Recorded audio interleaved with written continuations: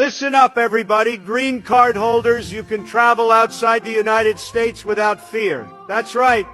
No new bans, no tricks, nothing. The rules haven't changed. Trips under 6 months. Totally fine 6 months to a year. Just show your U.S. ties, job, home, family. Over a year. Get a re-entry permit. Very simple.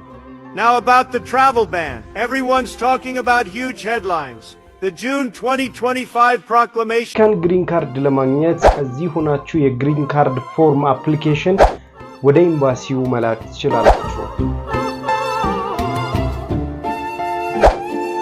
ሰላም እንዴት ናችሁ? ኢትዮ ትራቭሎች ነን። ከቪዛ ኢሚግሬሽን ፓስፖርት ዓለም አቀፍና ሀገር ውስጥ በረራዎች ጋር በተገናኘ የተለያዩ መረጃዎችን ወደ እናንተ እናደርሳለን። ሰብስክራይብ አድርጉ፣ ላይክ አድርጉ፣ ሼር አድርጉ። እንዲሁም ቶሎ እንዲደርሳችሁ ደግሞ ሁሉ ጊዜም በኢትዮ ትራቭል የዩቲዩብ ቻናላችንን የደውል ምልክቷን ተጭናችሁ እሱን ማብራት ይተበቅባችኋል። በአብዛኞቻችሁ ዩቲዩብ ቻናላችንን እያያችሁ ነው፣ ነገር ግን ሰብስክራይብ አላደረጋችሁም። አሁን ሰብስክራይብ አድርጉና ሁሉ ጊዜ የቪዛ የኤምባሲ እንዲሁም ደግሞ ከአቪዬሽን ጋር በተገናኘ በተጨማሪም የዱባይና የተለያዩ ሀገራት የቢዝነስ መረጃዎችን ወደ እናንተ እናደርሳለን።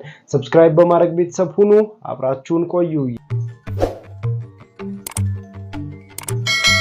በአሜሪካን አንድ ሰው የፐርማነንት ሬዚደንስ ቪዛ ወይንም ደግሞ የአሜሪካን ግሪን ካርድ ለማግኘት በእነዚህ መስፈርቶች መታቀፍ ይኖርበታል ይላል የአሜሪካን ኢሚግሬሽን። የአሜሪካን ኢሚግሬሽን የዩኤስሲአይኤስ ያወጣውን በሁሉም የአሜሪካን ስቴቶች ላይ ወይንም ደግሞ በሁሉም የአሜሪካን ግዛቶች ላይ ይሄንን ነገር ተፈጻሚ ያደርገዋል ማለት ነው። አሜሪካን የምትገቡባቸው የቪዛ ሁኔታዎች ደግሞ ሁሉም ይለያያል። ለምሳሌ በትምህርት በቢ1 በቢ2 የቪዛ አፕሊኬሽን በተለያዩ ሁኔታዎች ወደ አሜሪካን ከገባችሁ በኋላ ወደ ፐርማነንት ሬዚደንስ ለመቀየር የሚያስፈልጋችሁ እነዚህ 6 ፖይንቶች ናቸው። እነዚህ 6 ፖይንቶች ምን ናቸው? እነሱን እናያለን። ነገር ግን ማወቅ ያለባችሁ አንደኛው ነገር ምን ያህል ጊዜስ መቆየት አለባችሁ? አንድ ሰው ወደ ፐርማነንት ሬዚደንስ ቪዛ ለመግባት ምን ያህል ጊዜ አሜሪካን ላይ መቆየት ይጠበቅበታል? አንድ ሰው ከ3 ወር ቪዛ ተነስቶ ወደ አሳይለም ቪዛ ይገባል። ከአሳይለም ቪዛ ወደ ግሪን ካርድ ወይንም ደግሞ ወደ ፐርማነንት ሬዚደንስ ቪዛ ይቀይራል ማለት ነው። እነዚህ ስቴፖች በሙሉ የሚፈልጓቸው ጊዜያቶች አሉ ወይንም የሚወስድባቸው ጊዜዎች አሉ።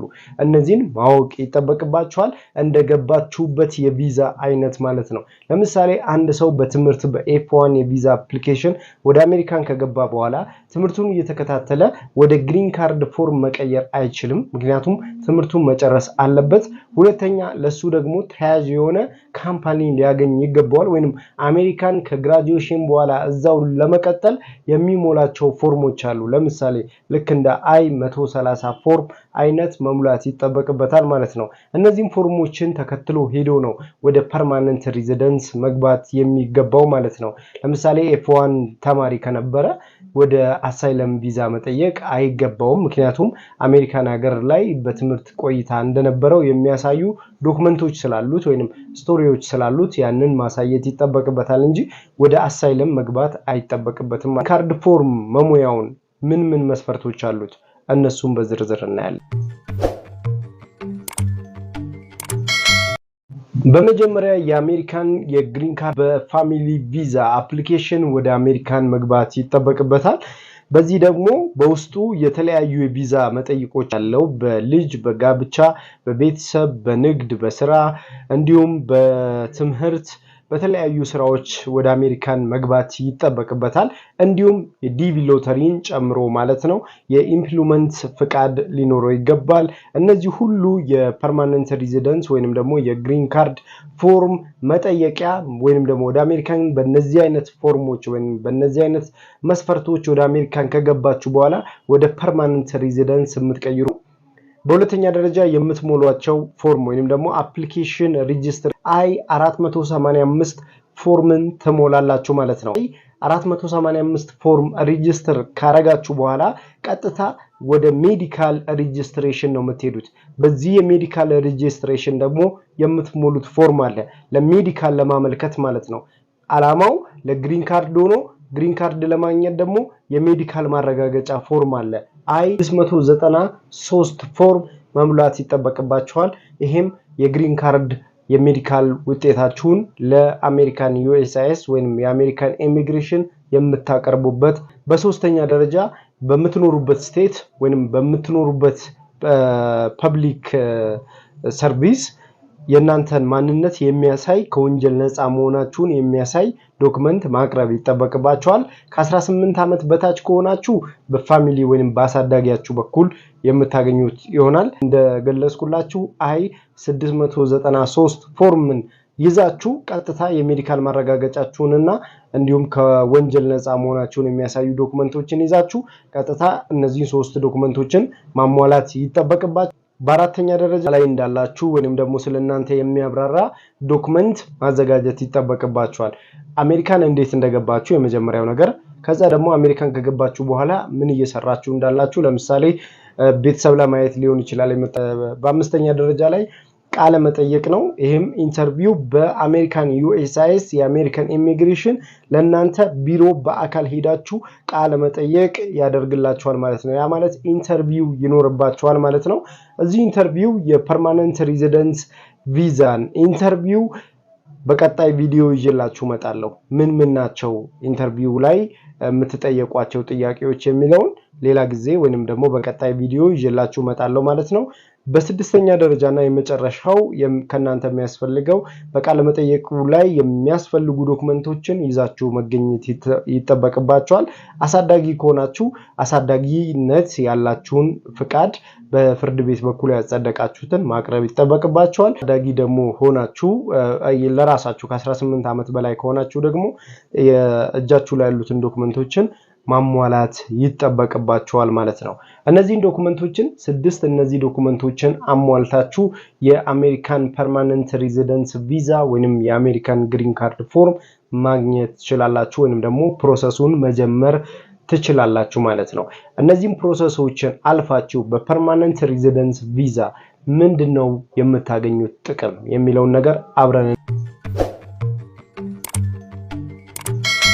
አንድ ሰው የፐርማነንት ሬዚደንስ ወይንም የአሜሪካን ግሪን ካርድ ካገኘ በኋላ በአሜሪካን ምን አይነት መብቶችን ያዝር ነግራቸዋለሁ የተወሰኑትን ማለት ነው አንድ ሰው እንግዲህ ምን መብት አለው ወይንም ደግሞ ምኖችን እድሎች አሉት የፐርማነንት ሬዚደንስ ቪዛ እጁ ላይ ቢኖረው የሚለው ነገር እናያለን የመጀመሪያው በቋሚነት አሜሪካን ላይ የመኖር መብት ይሰጣቸዋል ያለ ምንም ጥያቄ ልክ እንደ አንድ ዜጋ ልክ ከሲቲዝንሺፕ ቀጥሎ ፐርማነንት ሬዚደንስ ቪዛ በስደተኝነት አሜሪካን ተጠግታችሁ እንደምትኖሩ የሚያርጋችሁ የፐርማነንት ሬዚደንስ ቪዛ ነው በየአመቱ ወይንም ደግሞ በየ2 አመቱ እንደ ተሰጣችሁ የቪዛ አይነት ወይንም እንደገባችሁበት የቪዛ አይነት በኦፊሰሮች የሚወሰን የሚታደስ ነው የሚሰጧችሁ ማለት ነው ይሄ እንደሚታደስም ማወቅ ይተበቅባችኋል ለእድሳትም የሚያስከፍሉ ክፍያዎች አሉ በነገራችን ላይ ፎርሙንም ስትሞሉት የምትከፍሏቸው ክፍያዎች አሉ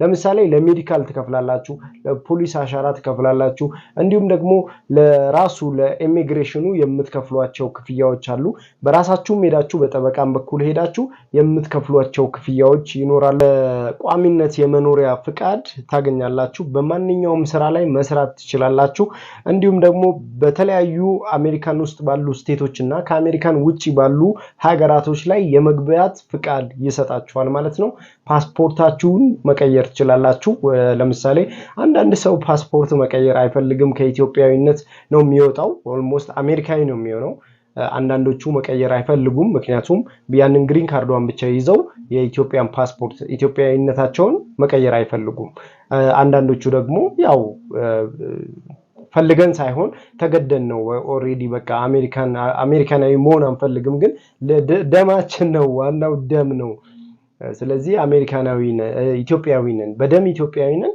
ያው ደግሞ ለስራ ለህይወትን ለማስተካከል ደግሞ የአሜሪካናዊ እንሆናለን ለስራ ስንል ነው በቃ ራሳችንንም ቤተሰባችንንም ለመቀየር ስንል ነው እንጂ እኛ ደማችን ኢትዮጵያ ናት ምናም ብለው የሚሉን አሉ የትኛው ነው ትክክል እሱን እናንተ ራሳችሁ መልሱት እኔ እዚህ ውስጥ መግባት የለብኝም እናንተ ራሳችሁ ለራሳችሁ መልሱ ፓስፖርታቸውን የሚቀይሩ ሰዎች አሉ ፓስፖርታቸውን ደግሞ የማይቀይሩ አሉ ግሪን ካርዱን ወስደው እኔ ግሪን ካርድ ብቻ በቂ ነው አሜሪካን ላይ ሲቲዝን መሆን አልፈልግም ወደ አሜሪካናዊ አልቀየርም ኢትዮጵያን እኔ አልሸመጥጥም ብለው እንትን የሚሉ አሉ።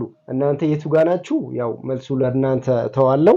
ደግሞ በምን መንገድ ታገኙታላችሁ? ቅድም ላይ የጠቀስኳቸው ናቸው። በባል፣ በሚስት፣ በልጅ እንዲሁም በስራ ቦታ፣ በዲቪ ሎተሪ፣ በትምህርት፣ በጤና፣ በተለያዩ ፕሮግራሞች ላይ በመሳተፍ እንዲሁም ደግሞ በጥገኝነት በተለያዩ በሚሉትን እነሱን አስቀምጬላችኋለሁ። አንድ ሰው እንግዲህ የፐርማነንት ሬዚደንስ ቪዛ ለማግኘት ከ3 ዓመት እስከ 5 ዓመት ድረስ ይፈጅበታል ይህንን የግሪን ካርድ ፎርም እጁ ለማስገባት ማለት ነው። ስለዚህ አሜሪካን ሀገር ላይ አሁን ላይ በቢ1 በቢ2 በ3 ወር ቪዛ ለምትገቡ ሰዎች ለናንተ አንድ መፍትሄው ምንድነው? ቀጥታ አሳይለም መጠየቅ ነው የሚጠበቅባችሁ ማለት ነው። አሜሪካን ለመቆየት እና ሪዝናችሁን አስገብታችሁ አሜሪካን ቀጥታ መግባት ይጠበቅባችኋል ማለት ነው። አሳይለም ቪዛ ማለት ነው። የአሳይለም ፕሮሰሳችሁ እንዲሳካ ደግሞ የተለያዩ ቪዲዮዎችን ከዚህ በፊት ሰርቼላችኋለሁ። ምናልባት አዲስ የተሻሻሉ ህጎችም ደግሞ ሲመጡ እነሱንም ቶሎ መረጃዎችን አደርሳችኋለሁ። አሜሪካን ፐርማነንት ሬዚደንስ ቪዛ ያ ማለት በግሪን ካርድ ፎርም መሙያዎች እነዚህ መስፈርቶችን 6 መስፈርቶችን አስቀምጬላችኋለሁ። ኢትዮ ትራቭሎች ነን። አሜሪካን ላይ 50 ስቴት ላይ በጋብቻ፣ በትምህርት፣ በስራ፣ በጉብኝት እንዲሁም በተለያዩ አማራጮች ወደ ቤተሰቦቻችሁ ቪዛ መላክ የምትፈልጉ ሰዎች ካላችሁ በዚህ ስልክ ቁጥር ዋትስአፕ ላይ እኛም ማግኘት ትችላላችሁ። 50 ስቴት ላይ እኛም ማግኘት ትችላላችሁ። ኢትዮጵያ ላይ እኛ አለን። የኛን አገልግሎት ደግሞ በዚህ ስልክ ቁጥር ላይ በቀጥታ በመደወል የአሜሪካን ኤምባሲ ትራቭል ሂስትሪ፣ ትራቭል ፕላን እንዲሁም የተለያዩ ሀገራት አውሮፓ ሀገራቶች ላይ ትራቭል ከኛ ጋር ማድረግ ለምትፈልጉ ቦሌ ትሮፒካል ሞል እኛም ማግኘት ትችላላችሁ። እንዲሁም ዱባይ ላይ ቤት፣ መኪና እንዲሁም የተለያዩ ኢንቨስትመንቶች ላይ መሰማራት ለምትፈልጉ ሰዎች ደግሞ ካላችሁ ይህንንም አገልግሎት በዚህ ስልክ ቁጥር ላይ ማግኘት ትችላላችሁ። የዱባይ ጎልደን ቪዛ አዘጋጅተን እንጠብቃችኋለን ማለት ነው። የተለያዩ የኢንቨስትመንት አማራጮችን በዱባይ ቅንጡ በሆኑ ኑሮ ስታይል ያላቸውን ዱባይ ላይ እንድትኖሩ ማድረግ እንችላለን። ከ25% ጀምሮ ባለ 1፣ ባለ 2፣ ባለ 3 መኝታ ቤቶችን አዘጋጅተንላችኋል። እዚህ ላይ እንደምትመለከቱት ማለት አብሬያችሁ የቆየሁት አሜን ነበርኩ። መልካሙን ሁሉ በያላችሁበት ተመኘን። ፒስ